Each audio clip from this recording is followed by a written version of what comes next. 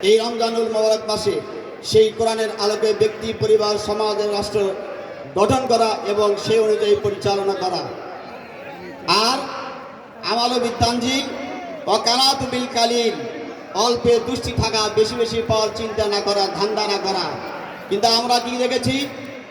এই স্বাধীনতার 54 বছর দেখেছি যারা ক্ষমতায় গিয়েছে, আবার ক্ষমতার পালাবদল হয়েছে, তারা মানুষকে ধোঁকা দিয়েছে।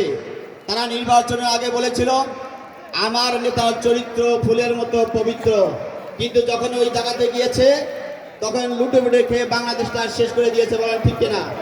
মানুষের অধিকারগুলো আদায় করতে দেয় নাই। আপনারা সে কথাগুলো শুনলেন। তারা কথা বলার অধিকার হরণ করেছিল, তারা রাজনীতি করার অধিকার হরণ করেছিল, তারা ভোট দেওয়ার অধিকারকে হরণ করেছিল, ধর্মীয় স্বাধীনতাকেও তারা হরণ করেছিল। সম্মানিত উপস্থিতি, সুতরাং অল্পে তুষ্টি থাকা এটাও তাকওয়ার একটা গুণ। আর একটা গুণ হচ্ছে রাহিল, আর পরকালের জন্য আপনার আমার জন্য প্রস্তুতি গ্রহণ করা।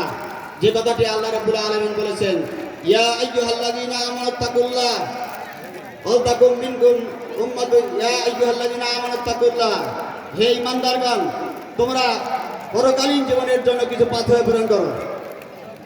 সম্মানিত উপস্থিতি, আল্লাহকে ভয় করো।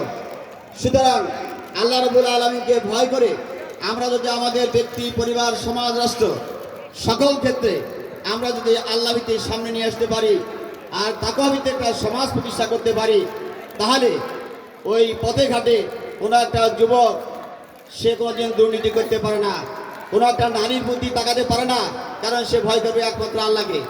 কোনো ব্যবসায়ী ব্যবসা করতে গিয়ে দুর্নীতি করতে পারে না, ওজনে কম দিতে পারে না, আর মানুষকে ঠকাতে পারে না, কারণ সে ভয় করবে একমাত্র আল্লাহ রাব্বুল আলামিনকে।